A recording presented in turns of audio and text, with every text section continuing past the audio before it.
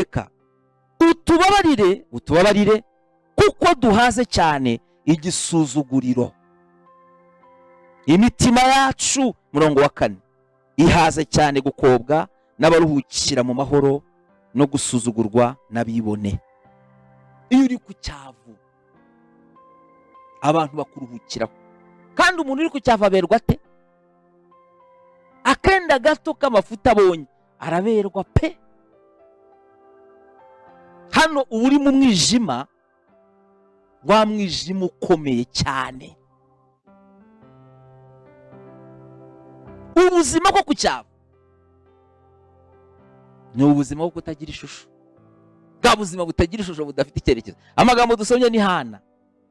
Hano yari yaje gushima Imana ahetse, baramuyoberwa, aravuga ngo ninjye wa mugore.